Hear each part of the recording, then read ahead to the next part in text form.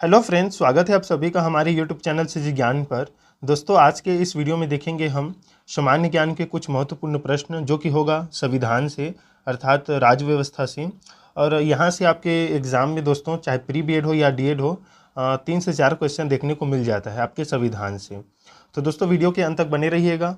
और दोस्तों आपके जो प्री बीएड और प्री डीएड के लिए इम्पोर्टेंट जो टॉपिक्स हैं जैसे सामान्य ज्ञान के, हिंदी के या शिक्षण अभिरुचि के या रीजनिंग के, वो सभी उपलब्ध है प्ले लिस्ट पर।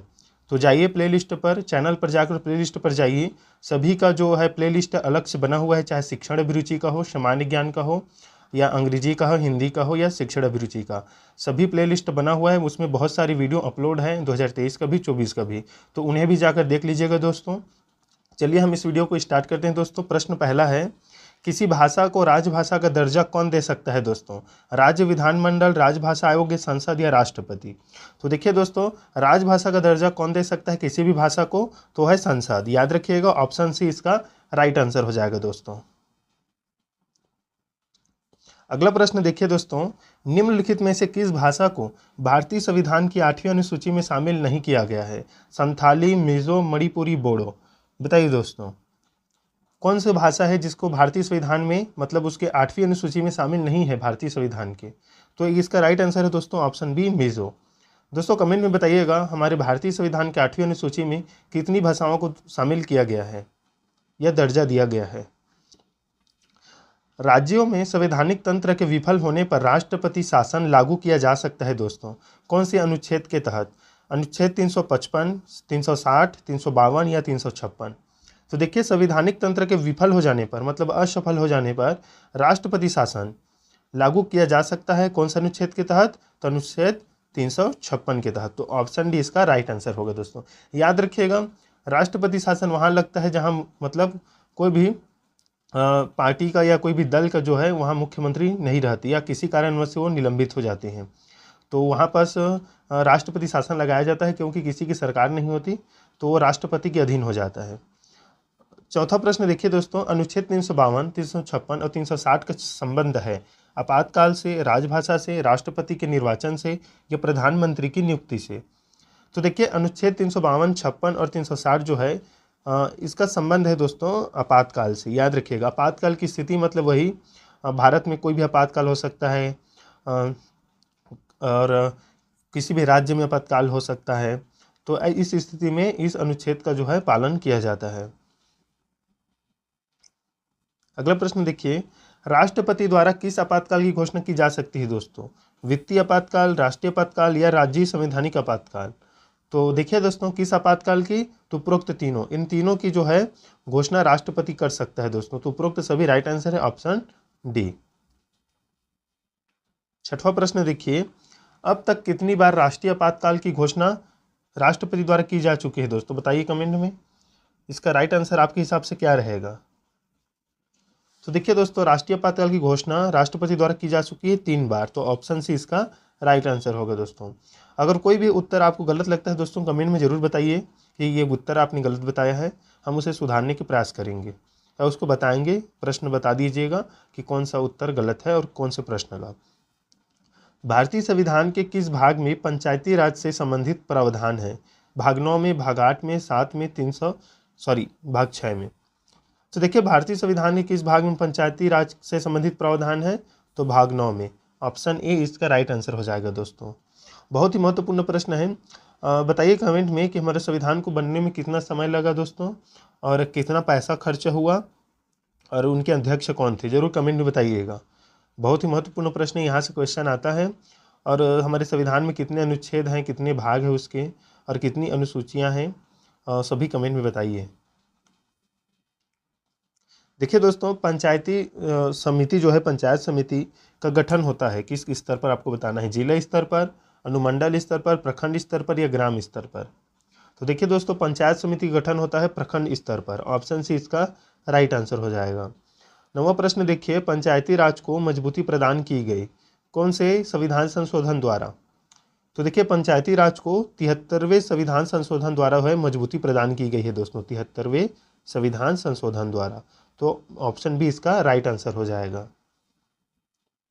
10वां प्रश्न देखिए, 74वें संविधान संशोधन का संबंध है दोस्तों नगर निगम से, पंचायती राज से, कमजोर वर्गों के आरक्षण से, या ये सभी। तो देखिए 74वें संविधान संशोधन का संबंध है दोस्तों नगर निगम से, नगर निगम से है, याद रखिएगा।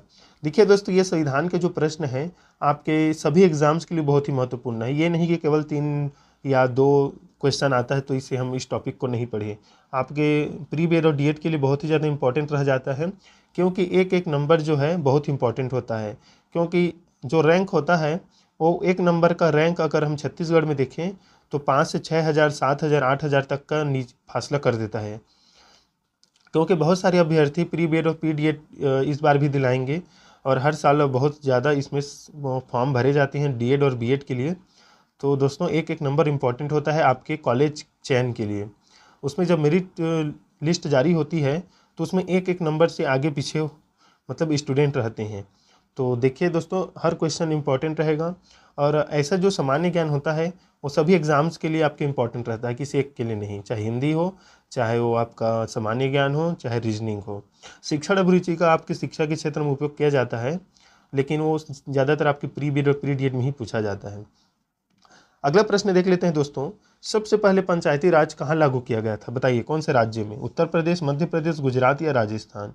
तो देखिए सबसे पहले पंचायती राज लागू किया गया था दोस्तों राजस्थान में, याद रखिएगा, बहुत इंपॉर्टेंट प्रश्न है। पंचायत चुनाव के लिए उम्मीदवार की न्यूनतम आयु कितनी होनी चाहिए दोस्तों पंचायत चुनाव के लिए? 20 वर्ष, 18, 30 या 21? तो देखिए पंचायत चुनाव के लिए दोस्तों 21 वर्ष होनी चाहिए। ऑप्शन डी इसका राइट आंसर हो जाएगा। 13 प्रश्न है, निम्नलिखित में से कौन सा पंचायती राज के कार्य क्षेत्र में नहीं आता दोस्तों? माध्यमिक शिक्षा, कृषि उत्पादन, ग्रामोद्योग, ग्रामीण सड़कें, बताइए। तो देखिए पंचायती राज के क्षेत्र में कौन सा नहीं आता दोस्तों?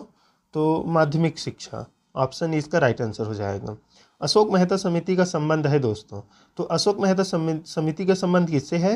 पंचायती राज व्यवस्था से है, याद रखिएगा। ऑप्शन सी इसका राइट आंसर होगा। आप कॉपी में नोट कीजिएगा दोस्तों, जो भी आपको डिफ़िकल्ट लगता है कोई भी प्रश्न जिसे आप ज़्यादातर भूल जाती हैं तो उसे कॉपी में नोट करते चलिए। आप एग्ज़ाम टाइम थोड़ा सा समय निकाल कर उसे एक बार पलट कर देख लीजिएगा तो याद आ जाता है। तो ज़रूर कॉपी में नोट कीजिए। अगला प्रश्न देखिए, पंचायती राज संस्थान की अधिकतम आय का स्रोत है दोस्तों। तो पंचायती राज संस्थान की अधिकतम आय का स्रोत है सरकारी अनुदान। भाषाई आधार पर गठित भारत का प्रथम राज्य कौन सा है? ये क्वेश्चन बहुत इंपॉर्टेंट है, तो आंध्र प्रदेश है दोस्तों, याद रखिएगा। जो कि भाषा के आधार पर इसका गठन किया गया था, आंध्र प्रदेश का। भारतीय संविधान निम्नलिखित में से कौन सी नागरिकता प्रदान करता है? बताइए दोस्तों, भारतीय संविधान कौन सी नागरिकता प्रदान करता है? तो ये नागरिकता प्रदान करता है दोस्तों एकल नागरिकता, याद रखिएगा। ऑप्शन ए इसका राइट आंसर हो जाएगा।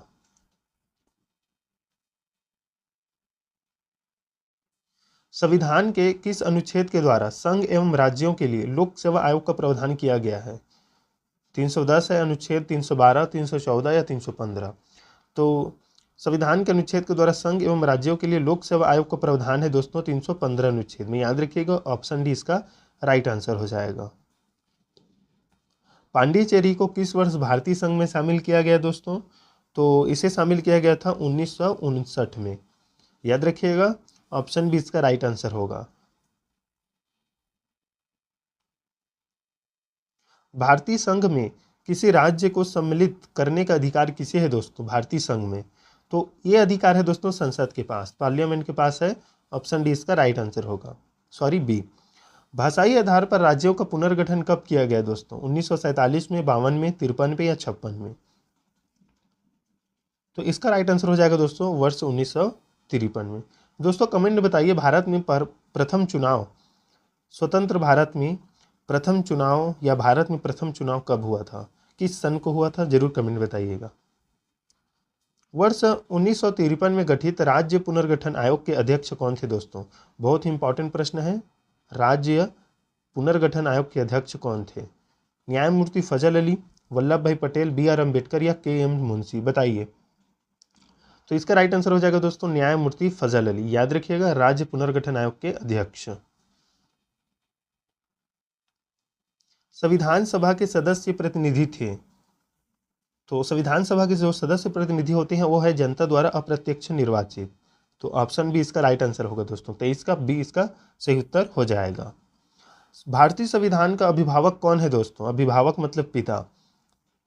तो भारतीय संविधान का जो अभिभावक या पिता कहा जाता है वो है सर्वोच्च न्यायालय दोस्तों, सुप्रीम कोर्ट, याद रखिएगा।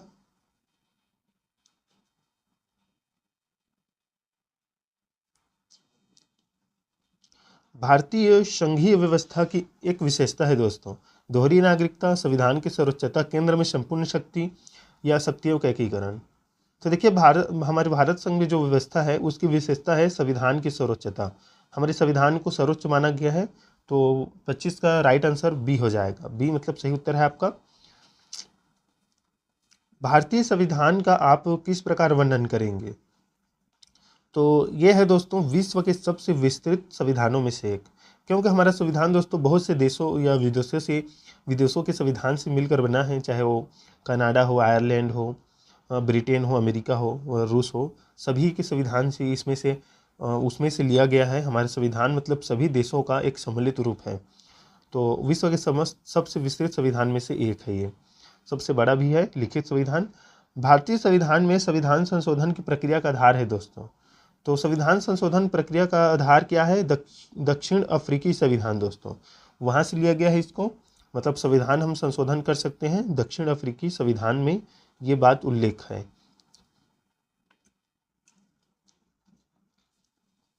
भारतीय संविधान में सबसे ज्यादा प्रावधान कहाँ से लिया गया है दोस्तों? सबसे ज्यादा प्रावधान तो ये लिया गया है भारतीय शासन अधिनियम 1935। ऑप्शन बी इसका राइट आंसर हो जाएगा। भारत में संविधान संशोधन की शुरुआत कर सकता है, तो संविधान संशोधन की शुरुआत कौन करेगा दोस्तों? राज्य, संसद, आम जनता या राष्ट्रपति? तो ये करेगा दोस्तों संसद। ऑप्शन बी इसका राइट आंसर हो जाएगा।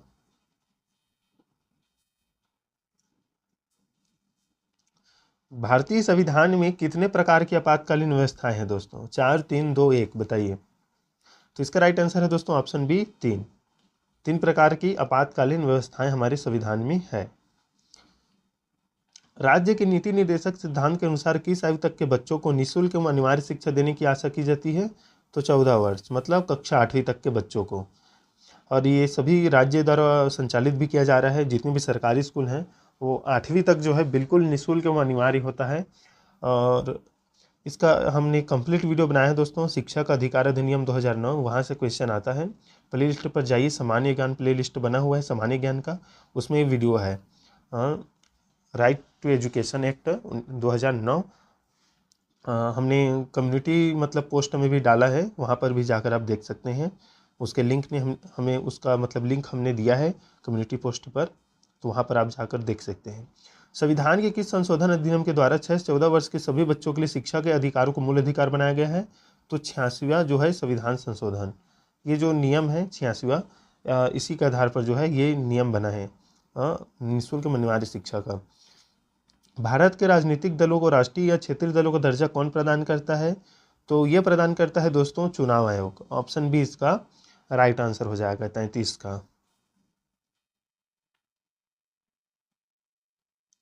लोकसभा अध्यक्ष को पद मुक्त किया जा सकता है। लोकसभा सदन के कुल सदस्यों के बहुमत से अविश्वास प्रस्ताव पारित करके दोस्तों। पद मुक्त मतलब उसे पद से हटाया जा सकता है। तो सदन के कुल सदस्यों के बहुमत से अविश्वास प्रस्ताव पारित करके, ऑप्शन ए इसका राइट आंसर होगा। नीति निर्देशक सिद्धांत शामिल है दोस्तों, आपको बताना है किसमें है शामिल दोस्तों? तो भाग 4 में,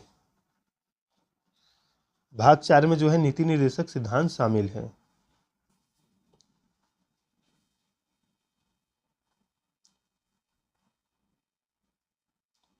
किस संविधान संशोधन द्वारा मतदान की आयु 21 वर्ष से घटाकर 18 वर्ष कर दी गई?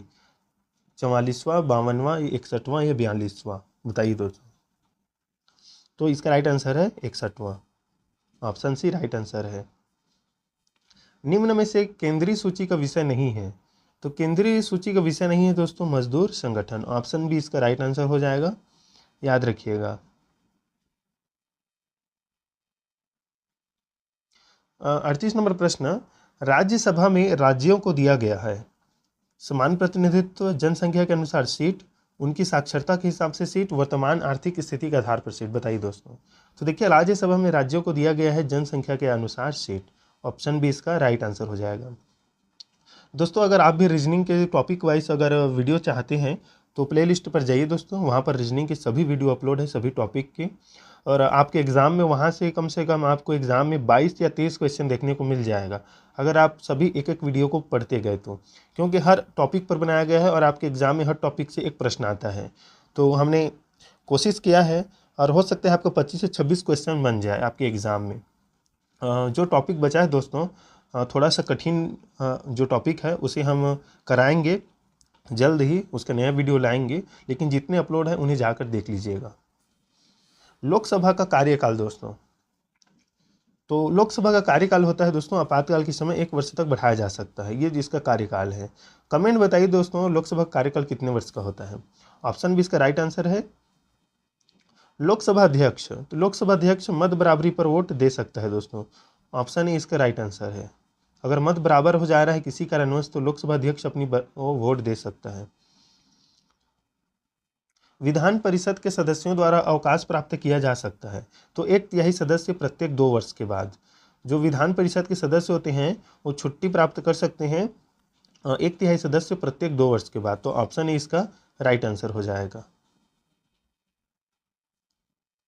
संपत्ति रखने, अधिकृत करने तथा बेचने का अधिकार किसके द्वारा रद्द किया गया, तो 44वां संविधान संशोधन द्वारा, तो ऑप्शन सी इसका राइट आंसर होगा दोस्तों। याद रखिएगा, कॉपी में जरूर नोट करते चलिए दोस्तों। मौलिक अधिकारों को बचाने के लिए फरमान जारी करने का आदेश किसके पास होता है, तो देखिए मौलिक अधिकार को बचाने के लिए जो अधिकार है मौलिक अधिकार को बचाने का, वो है सर्वोच्च न्यायालय और उच्च न्यायालय के पास, मतलब सुप्रीम कोर्ट और हाई कोर्ट के पास, तो ऑप्शन सी इसका राइट आंसर हो जाएगा। हैबियस कॉर्पस का वास्तविक मतलब क्या है दोस्तों, तो व्यक्ति को मुक्त करना, ऑप्शन बी राइट आंसर है। मौलिक कर्तव्य किसके द्वारा समाविष्ट किया गया, मौलिक कर्तव्य किसके द्वारा समाविष्ट किया गया, तो यह 42वां संविधान संशोधन द्वारा। 45 का राइट आंसर हो जाएगा दोस्तों, ऑप्शन नंबर डी। राज्य के नीति निर्देशक तत्व के सिद्धांत को संविधान में स्थापित करने का लक्ष्य क्या था, तो इसका लक्ष्य था दोस्तों एक कल्याणकारी राज्य होना। बलवंत राय मेहता समिति का गठन किया गया था दोस्तों, तो याद रखिएगा बलवंत राय मेहता समिति का गठन पंचायती राज व्यवस्था के लिए किया गया था, तो ऑप्शन सी इसका राइट आंसर हो जाएगा। निम्नलिखित में से कौन सी शर्त भारत की नागरिकता प्रदान करने के लिए नहीं है, तो संपत्ति स्वामित्व, ये शर्त नहीं मांगता मतलब भारत सरकार कि भारत की नागरिकता प्राप्त करने के लिए संपत्ति होना चाहिए। अधिवास, पंजीकरण, वंशानुक्रम ये हो सकता है दोस्तों, ये जरूरी है। कल्याणकारी राज्य, तो विधानमंडल की सर्वोच्चता को मलिन करता है, ऑप्शन बी इसका राइट आंसर है 49 का भी। अगला प्रश्न है संसदीय प्रणाली में विधायिका है दोस्तों, तो देखिए संसदीय प्रणाली में विधायिका क्या है, कार्यपालिका से सर्वोच्च है। याद रखिएगा संसदीय प्रणाली में विधायिका जो है कार्यपालिका से सर्वोच्च होती है, तो ऑप्शन ए इसका राइट आंसर हो जाएगा। चलिए देख लेते हैं दोस्तों वीडियो का लास्ट प्रश्न। एक सदनवाद तीव्र कार्य को अनुमति देता है, जनता की इच्छा के प्रतिरोध को रोकता है, संसदीय प्रणाली की सरकार में मंत्रिमंडल को उसकी जिम्मेदारी स्पष्ट होती है, तो ये तीनों सही है दोस्तों, तो ऑप्शन डी इसका राइट आंसर हो जाएगा 51 का डी। तो दोस्तों ये थी इंपॉर्टेंट प्रश्न आपके एग्जाम्स के लिए, और चाहे प्री बी एड हो, डी एड हो या सभी कोई भी कॉम्पिटिशन एग्ज़ाम हो, सामान्य ज्ञान के प्रश्न आपके लिए बहुत ही महत्वपूर्ण होते हैं। और प्ले लिस्ट पर वीडियो है उन्हें जाकर देख लीजिएगा टॉपिक वाइज, और सभी वीडियो अपलोड हैं। 1-2 बचा है ऐसे टॉपिक जो कठिन हैं, तो उन्हें भी हम कराएंगे, जो कि पिछले साल पूछा गया था, उन टॉपिक्स को हम कराएंगे। और हिंदी जितने भी वीडियो हैं जाकर देखिएगा, अपने दोस्तों के साथ शेयर कीजिए दोस्तों। मैंने देखा है कि जहाँ तक शहीद अनंत कुमार यूनिवर्सिटी है उसके टाइम टेबल में संशोधन हुआ है, जहाँ पर बीएससी वालों का जो एग्ज़ाम है वो खिसका है आगे, तो आपके पास टाइम नहीं है, अगर आपको बीच में छुट्टी मिल रहा है दोस्तों तो ज़रूर पढ़ लीजिएगा थोड़ा बहुत। आप तुरंत आपके एग्ज़ाम होगा, फिर आपको 15 से 20 दिन ही समय मिलेगा, फिर आपका एग्ज़ाम होगा, और आपको बहुत ही अच्छा नंबर लाना है तभी आपको कॉलेज मिलेगा, क्योंकि कॉलेज की स्थिति ऐसी है कि यहाँ पर पैसा चलता है, पैसे के माध्यम से, मतलब आपका नाम आ गया फिर भी आपको दिक्कत होगा, क्योंकि बहुत ऐसे कॉलेज हैं जहाँ पर पैसे बहुत ज़्यादा मांगे जाते हैं, तो आपको दिक्कत होगा। इसलिए उससे अच्छा है कि आप अच्छे नंबर लाकर पहला लिस्ट में एडमिशन हो जाएं। दूसरा तीसरा लिस्ट में बहुत ज़्यादा पैसा चलता है तो उसमें दिक्कत होगा। लेकिन वही है, प्री बीएड या डीएड आप करना चाहते हैं, मतलब बीएड डीएड, तो अच्छे नंबर लाइए और पहला लिस्ट में आपका नाम आ जाए तो अच्छा है, क्योंकि आपको उसमें जल्दी एडमिशन मिल जाता है। तो दोस्तों मिलते हैं नेक्स्ट वीडियो में, तब तक के लिए धन्यवाद।